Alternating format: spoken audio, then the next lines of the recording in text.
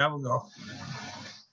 Hello, my name is Angie Mack, and I'm out of Grafton, Wisconsin, a suburb of Milwaukee. And some people know that I started advocacy work around 2004 for the Paramount Records label that was in Grafton, Wisconsin, as well as the blues artists that recorded for that label. Today I have with me Little Pink Anderson. And before we start, do I have your permission to record this? You have my permission to record as well. Yes, you do. Okay, wonderful. So today we're just going to be talking a little bit about Little Pink and what he's doing. Some of you know who he is, some of you may not. But let's start with something that everybody can probably relate to. And that is your connection to Pink Floyd. Well, actually, my connection to Pink Floyd is through my father.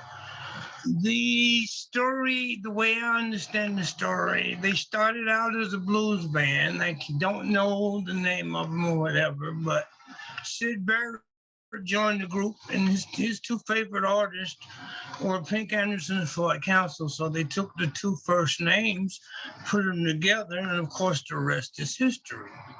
You know, my father died in '74. He never actually, I don't think he ever knew that he was the namesake for that particular band. And it bothers me a little bit. You know, it bothers me a little bit, not because they didn't pay him for the name, but, you know, they acknowledged him basically after he was dead. And to me, you know, that's not acknowledging him. That's more publicity for yourself. Mm-hmm. You know, I mean, you know, I sit back and through the years, I've watched people like Clapton, Zeppelin, several others, you know, pay homage to basically their mentors. And I guess I am a little bitter that they didn't pay homage to him while he was living.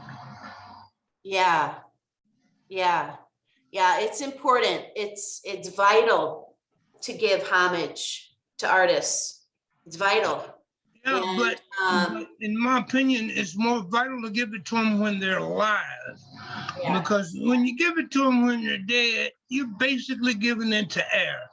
You know, I mean, they could, you know, they basically, you know, they put a statue up of my father or a painting or whatever, or plaque or whatever. My father named the street after me in my hometown. You know, to me, it means absolutely nothing. And your hometown is? Spartanburg, South Carolina. Okay. To me, it absolutely means nothing because, you know, I can't enjoy it for him. Yeah. I can't relish, and, you know, I can't even begin to think what he would relish in if you know, if he'd have been acknowledged in his lifetime. Yeah. You know, I mean, I don't believe, you know, I have a philosophy that came from him. Yeah. Which is basically, you know, when you're dead, you can't smell your flowers. Yeah. You know, and if you want to enjoy the flowers, if you want somebody to enjoy the fruits of their labor, you need to acknowledge it while they're alive. They can't enjoy it when they're dead. Yeah. You can pay homage to me for my father. Yeah. You know, I just don't accept it. Yeah. Yeah, it's disheartening, to be honest, considering how popular Pink Floyd is and has been for decades. It actually to me is basically the history of music. You know, it's the history of Black music in this country. You know, taken, stolen, any other way it could be, names, you know, songs or whatever. You know, you take it, you do what you want to, don't want to, if you screw them. Yeah. you know, and as it makes you more popular, you acknowledge them. Absolutely. Yeah, I've noticed that as well. We've lost the art of giving acknowledgement to who needs to be acknowledged. And that's, And yeah, we've actually lost the art of appreciation. yeah, I agree. I agree. Yeah, I agree. Now, We tend not to appreciate the ones that came before us. that's right. That's right. And now your dad was born in 1900, right? Right. So basically that gives you were born when he was how old? 1954. Okay, He was 54. okay, so that age gap between him and you, that gives you basically over a century of musical expertise because you have that direct connection to your dad who was born in 1900. So I'll say musical knowledge more than musical. I say Piedmont blues knowledge more than expertise. yeah, yeah. You have a lot of knowledge, and I know that in talking with you over the last few years, I've really been impressed that you have a lot to offer. I believe. Well, thank you. Yeah, you have a lot of discernment of people, and you have over 6 decades as a professional performer, and some of that you're going to be outlining your history and your dad's history in your upcoming book. Do you want to talk a little bit about your upcoming book? Well, basically, I got the idea possibly 25, 30 years ago. I was approached about it, and I just didn't see the common sense in it, or I just was too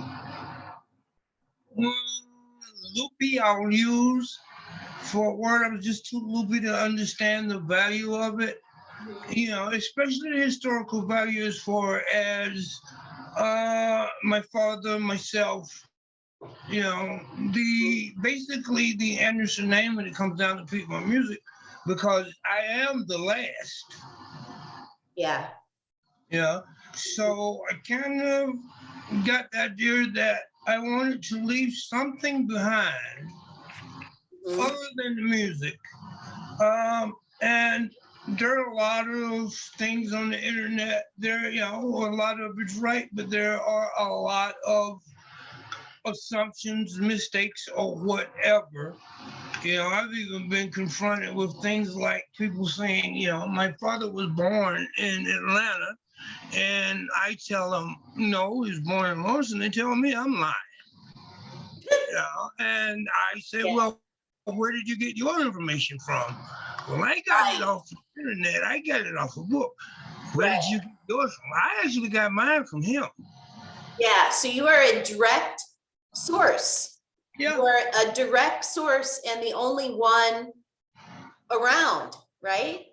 Right. I hate to say it like this, but after me, there will be no other. Yeah. Yeah. Now, I know that you said that you started as a solo guitar performer at the age of 5. And actually at the age of 3. Okay. All right. And you were considered one of the boys alongside your father's musicians friends. Names like Peg Leg Sam, Simmie Dooley, Baby Tate, Pete Taylor were regular household names. And these were the people that you grew up with. Yes. I had you said Peg Leg Sam, I said Peg Leg Pete. I just can't get used to that Peg Leg Sam thing. Yeah. From the time I was big enough to call his name, it was always Pete. Well, see, now that's a perfect example of what we're talking about. A lot of people know him as Peg Leg Sam, you say is Peg Leg Pete. Well, That's a perfect example of setting the record straight, you know? Let's say it like this. A lot of people call him Peg Leg Slam because his name was Samuel Jackson. I know him from, I guess, the minute I was born. I didn't know his name was Sam until the 90s. So they called him Pete. That was his nickname. It was Peg Leg Pete. Yeah, yeah. Yeah. So you're working on a book to tell this story. I think, you know, I think that's wonderful, because what happens is that people don't get to tell their story while they're still alive. You know, like your father didn't get to tell his story while he was still alive, right? Right. He didn't get to tell his story. And, you know, this is an important part of history, that he played in an art form that was very early in the performing arts, and that was the medicine shows.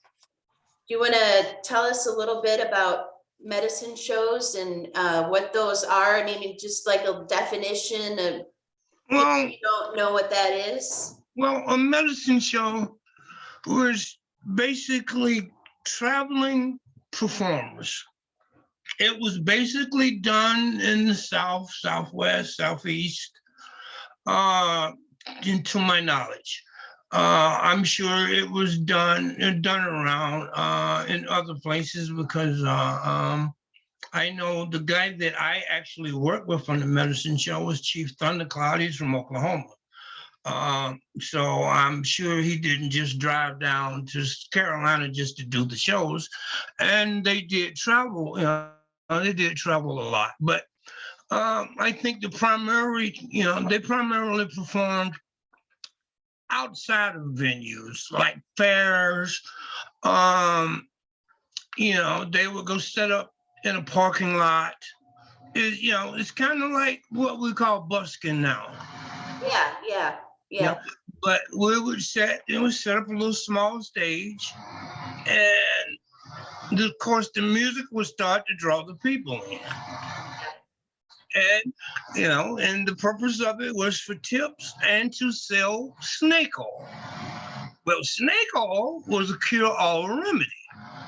It cured head cold, it cured migraines, it cured cramps if you were on your menstrual cycle. It cured everything,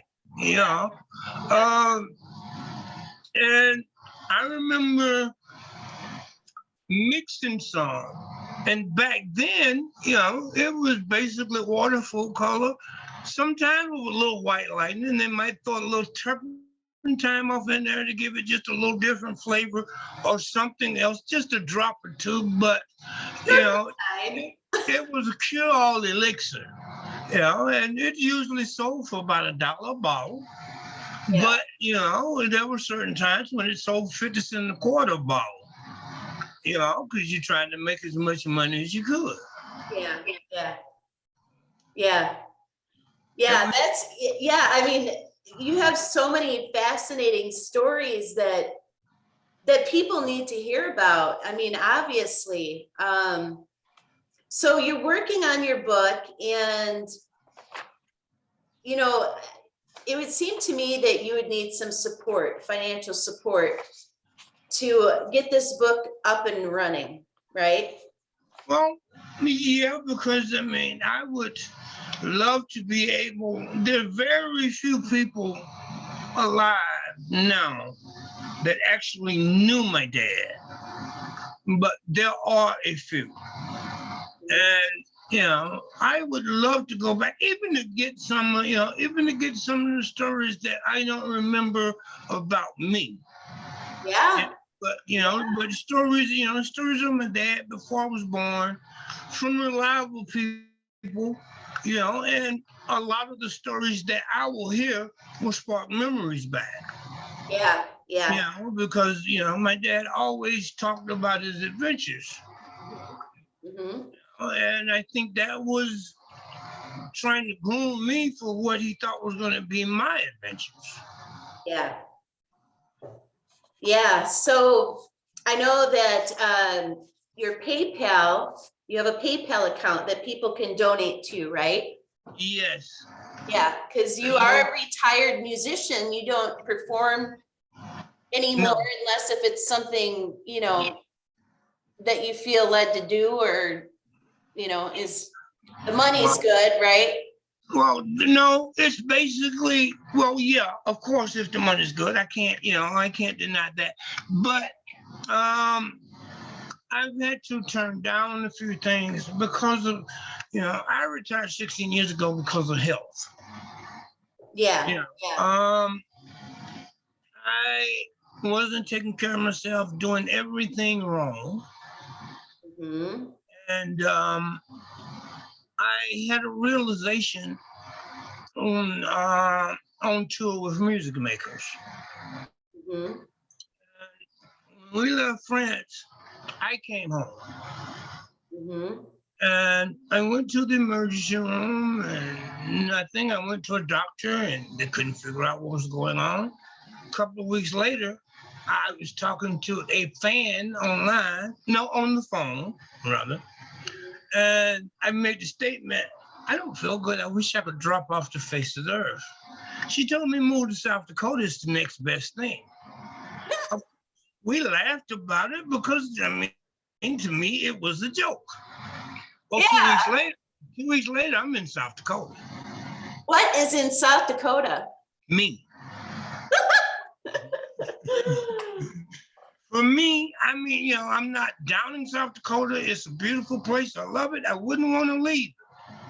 But as far as what's in South Dakota, me. Yeah. Yeah, because I got to say, it's the boringest place I've ever seen in my life, but I love it. Yeah, it's a place to go if you want to get your head together. I was leading a lifestyle that would have taken me off of the face of the earth in possibly 5 or 6 months because I've been living this so long. Yeah. And literally, when I got off the plane, the friend that literally brought me out here, the only way that she said that she recognized me was I was the only black person to get off the plane. She said I looked like a ghost. Mm. And I can believe it. Yeah. I was here, 3 months? I passed out. Everything come to the forefront, and that's when I really had to make a decision. I can go perform, or I can maintain what little health I can and live. Yeah. Well, my numbers were so bad, I really didn't have but one choice. And that was to, they say retire. At the time, it was basically quit. Yeah. For me, it was basically quit. It was basically give it up. And the hardest thing in the world, and that's one thing I thank South Dakota for. The hardest thing in the world for me to do was to walk away, because it had been a very important part of my music. Had been a very important part of my life, all of my life. And, I think I was able to walk away and think of my health other than the music because I came to South Dakota. Yeah. I kind of dropped off the face of the earth. Yeah. Yeah. It sounds like a wise decision, but a difficult decision. Not really. Mm-hmm. Not really. Even though music has been in my life forever, I learned something from my dad. Nothing comes before yourself. Mm-hmm. Because you got to love yourself in order to do anything. Yeah. And if you love yourself, you're going to put yourself to the forefront, because if you can't take care of yourself, you can't take care of anything else. That's great. That's fantastic advice. Yeah. So your PayPal account is under the name of Alvin Anderson. Yes. What is your email address that's affiliated with the PayPal account? LPA. LP. No, it's Okay. LPA 294@gmail.com. All right. So we'll put that in the comments section so that people can donate to you and your book that you're working on. Now, where are you at with recording projects? I have this CD that you did. Is this available anymore? Only through me. Okay. So if people want this CD, Sitting Here Singing the Blues, They have to contact me. okay, they can email you for this? Yes. Okay. How much would a CD cost, or how much would a signed copy cost? Well, they're 20 each, signed or not. Mm-hmm. Okay, that's a fabulous deal. Yeah. So do you have any other recording projects that you have in mind, or a bucket list that you would like to accomplish? Yeah, I got a bucket list. Is live as long as I can. That's the only thing on my bucket list. It ain't do something for the last time, because I don't ever want to do it for the last time. I know it's going to happen.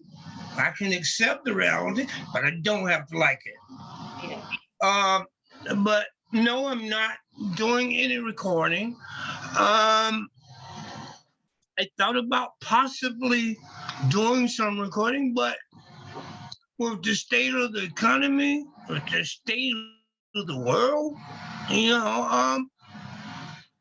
I don't see it as being a project to take on now. Yeah. I just don't think it would be, well, I think it would be received, but I don't think it would get out now. We can't even get groceries now. Yeah. So, so getting CDs out is going to be twice as hard. Yeah. Yeah. And to do that, I'm from the old school. You have to promote it, and promoting it means going around performing. And I'm not.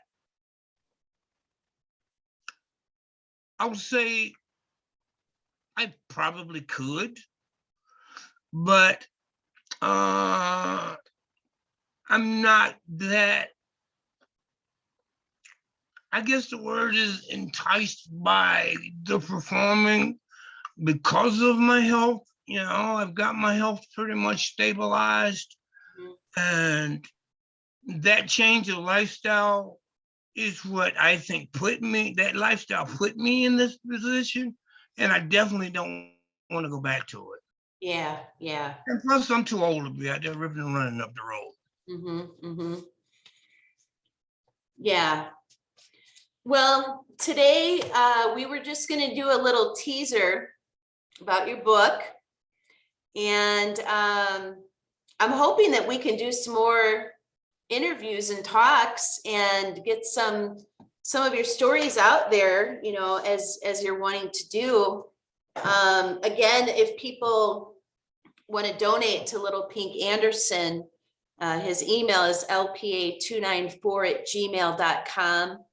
And you can also try looking him up, Little Pink Anderson. His most popular song on YouTube is St. James Infirmary, which I'm sure there's a story behind that as well. Very much so. Yeah, but I wouldn't share it now. You got to buy the book to get that, right? Right. So today is just kind of a little teaser about what you're doing, and I know that your dog is probably just as popular as you are. Blue. Where is he at? Blue. Come here, buddy. Yeah, there come my boy. Come here. Okay. Come on, Boo. Let's take a look at Blue. Yeah. Blue. Come on, Boo. Come on. Come on. Oh my goodness. That's my. Look at the camera. Oh, look at him. Look at the camera, buddy. Oh, he's beautiful. I love you too. That's my buddy. That's my boy. This How old is is my, he? he's 20 months. This is my family. Yeah, You know, I mean, I've got some blood relatives, but this is my family. yeah, You know, this is the one that I depend on, and this is the yeah, one that depends on me. And I depend on him for love and support, and I get it. yeah, yeah. Isn't he a service dog too? Not yet. Okay. I'm actually one of the reasons I want to do the book is to make sure, hopefully before I always say it like this, kick the bucket. I want to get him trained as a service animal Mhm. so that when I pass, he can be donated to somebody that needs him. And I just believe that he would be taken care of a whole lot better than just somebody come along and picking him up because he's a cute dog. Yeah, yeah. Oh, that's a brilliant idea. Well, I wish more people would think about their animals in that way.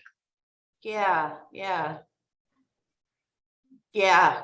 Well, I know from talking with you that you have a beautiful heart. Well, And thank you you. also say it like it is. You don't Oh mince, well, you don't that's mince now that's something words. came from my daddy. Yeah, yeah, Yeah. If you say it, I can say it one time. I don't have to say it no more. right. You mean what you say, and you say Yeah. what you mean. Mm-hmm, mm-hmm. I mean, especially in today's world, I think that's missing. Mm. So many people are so, what's the word for it? Soft. Oh, you hurt my feelings. Lifted, I mean, there's an old blues song called The Truth Hurts, and it do. Grow a set, learn to deal with it, change it if it hurts you. Right. Yeah, yeah, That's what I had to do. yeah. Is that right, Buzzard? That's his nickname, Buzzard. Come on, boo. Well, thank you for sharing a little bit of your world. I hope that we can talk some more with you and Blue, and I hope that people will support you. Well, I'd appreciate all the support, and I It'd be nice if Pink Floyd could, I don't know, do something to oh, make it right. you remind me of something my daddy used to say, Huh. and I'm only going to say the first part of it. Hmm. Wish in one hand. Yeah. I mean, I'm a realist. Yeah. If they didn't reach out to him, I don't expect anybody to reach out to me. Yeah. Hmm. Yeah, we need to pay more homage to the generations before us for sure. Well, people don't. When we were kids, we thought the same thing. When then, it took us getting older to realize it. But we wouldn't be who we are today if it wasn't for the people that were there when we got here. Right, right.